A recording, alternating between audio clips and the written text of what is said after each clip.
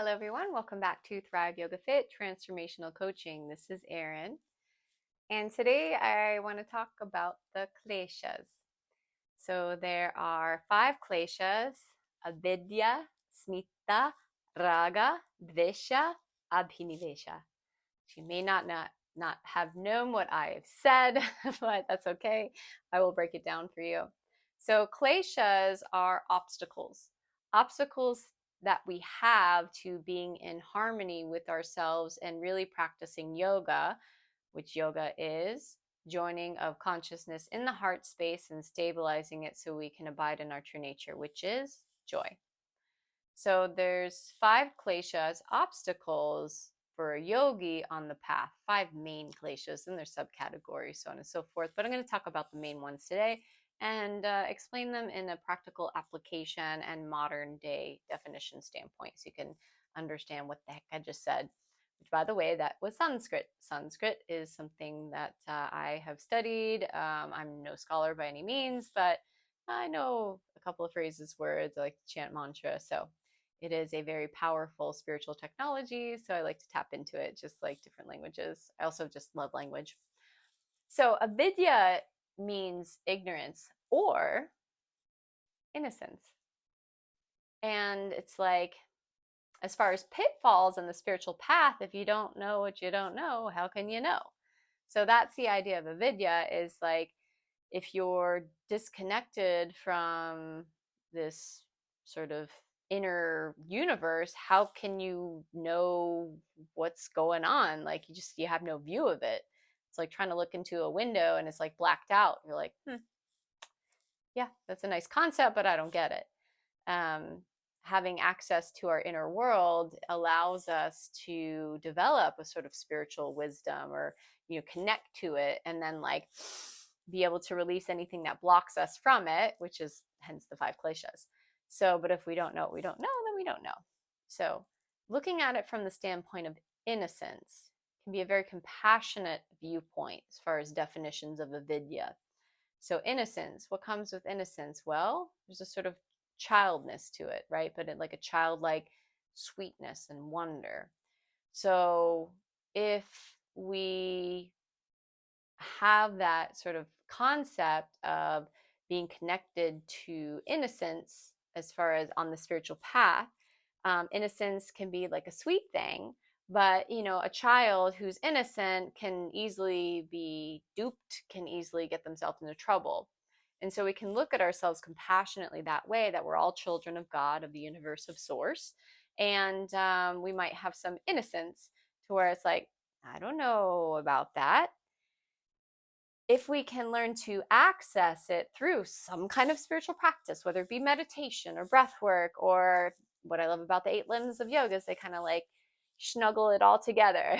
So you have ethics, you have observances, you have some kind of physical practice, move your body, breathe, like rein in your focus, meditate, and then you gain access to this sort of higher consciousness.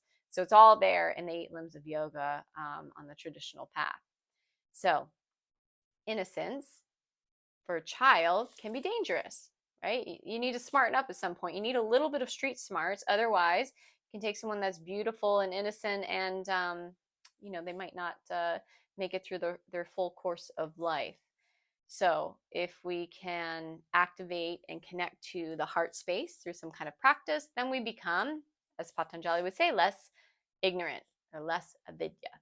So the next klesha that we fall into is asmita. Asmita is like this sort of attachment to either the way you think things should be or the way that you think you should be, with maybe more emphasis on the person. We get attached to identities, and then that starts to limit us. For example, I was very attached to this sort of martial arts badass. And the thing is like, I have a natural badassery to me, but when I overly identify with it, I start to like act out, or my mind starts to act out what she thinks that looks like, which is like being very masculine, being very standoffish, being like unnecessary roughness, like I'd get called for a penalty. So it's important on the spiritual path to be able to release the ego. Even when we take a pranam, any sort of bow, what are you doing? You're bowing your ego. You're letting it go. And maybe you're allowing the magic of your heart to come up. So you're saying, I'm not such hot shit. Like, I'm gonna humble myself. Like, yeah, like there's a bigger source, something at work and at play here. So that's what that's all about. So if we can become aware of, like, yeah, the ego is going to try to run the show. Yeah, the ego is going to either make me feel elevated, like inflated above people, which might temporarily feel good, but ultimately it's going to alienate you from people. And usually people don't like it when you talk down to them. Or you'll feel less than. Both of those are egoic. Whether we're beating ourselves up saying, oh, I'm not good enough, oh, I'm not worthy of this, that, and the other thing. Yes, you are. That's egoism. There's no such thing as perfect. That's an illusion, and it's an egoic illusion. So if you're saying that you're less than or you're higher than, all of this is asmita. And it blocks you. It blocks you from learning. I'm not worthy of love. I won't accept it. I'm not worthy of this education.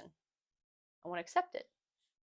So asmita is an important one to recognize so that we can, okay, I don't want to feel greater than or less than. How can I just be happy with who I am? That requires acceptance. That requires practices. So the next thing we have, and I'm singing, I have like a mantra, a chant that I put together for my students when I'm teaching yoga teacher training, and I'm actually just singing it in my head. Great learning device. So raga is craving, or like association with too much pleasure about something. You ever notice, like, you have your attachment to certain things and then you lose it? Oh my God, where did it go? Oh no. And you're projecting all this stuff onto it. Like, I had a ring that my sister gave to me in exchange for, I gave her like a yoga scarf. And I realized one day, I was like, it's missing. Where's it? Oh, my sister. Oh, like, I'm losing that ring. I'm losing my sister. No, it's a ring. It was given to me by her, and certainly, like, I'll find it. I just moved. I'm sure it will appear, but like in that moment, like, such great suffering, like, oh my God, my little sister. Oh! Like, my sister is this big, and I just like lost her in one of my pockets. So it can cause great suffering if we overly associate with these sort of things outside of us. So that sort of craving can cause us to do very interesting things to be able to reach out for that. This podcast has had different names, but I used to talk about addiction a lot. Craving, addiction, pleasure, and it's just like this loop of like, I need my next fix, I need my next fix, and I can't accept what the present moment is, so I'm not practicing yoga, and I'm just waiting for the next thing. That is not a great way to live life, and that's why it is an obstacle on the yogic path.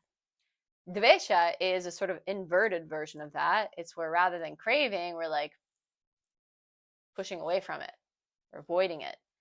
Difficult conversations is a common example that I give. It's like, I don't have the bandwidth for that. Or like, oh, that seems scary. Do that too much in your life and you're going to lose friendships. Do that too much in life and you're not going to get what you really want. Do that too much in life and you might lose your job, or you might, just end up where you don't want to end up.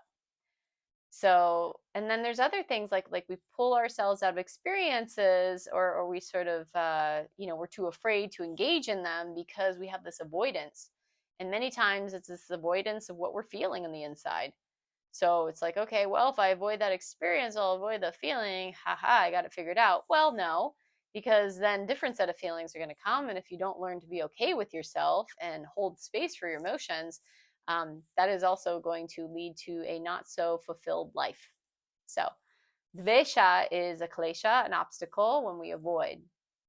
Another thing that we do is, we'll avoid some kind of something that's good for us. Yeah, like vegetables or yoga practice or walking, exercising, meditation.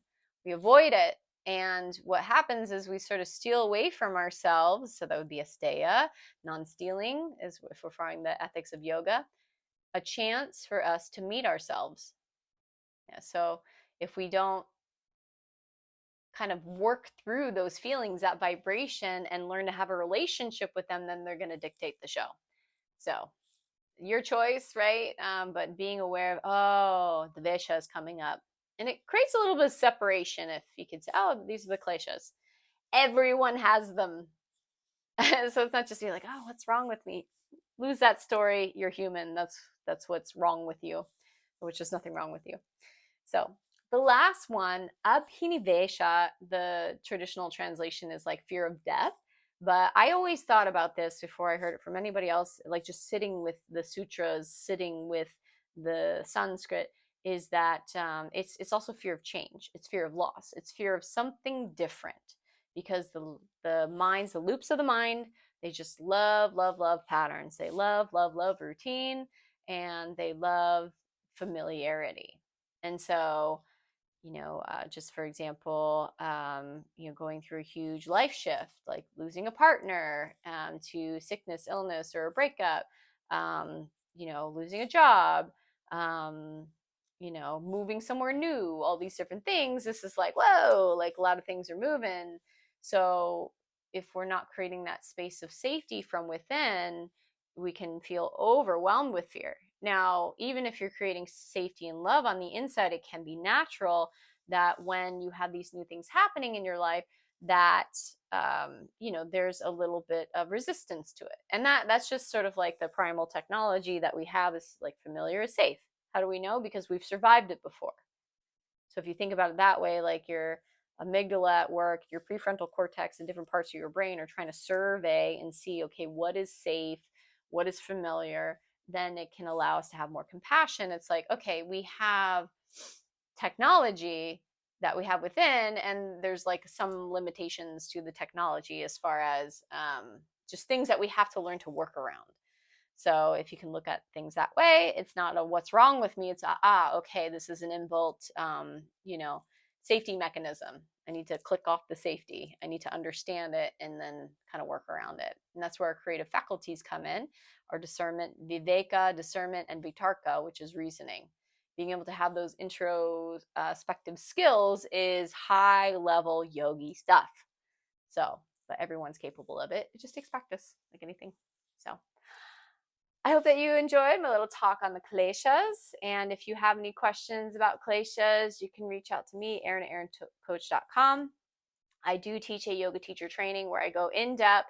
This was just like a little snapshot as far as like how much I could talk about this stuff. And a lot of people like the way that I teach because I teach it in a way that's understood. I give a lot of examples from real life. So, and like I love to storytell. I love to include everybody. It's kind of like we all learn together. We sort of weave the tapestry together. So it's a beautiful process. We start in February. If you happen to be local to Bradenton, though, I've had people who fly in for modules. I've had people drive 5, 6, 7 hours to learn from me, and I am extremely grateful and humbled by that.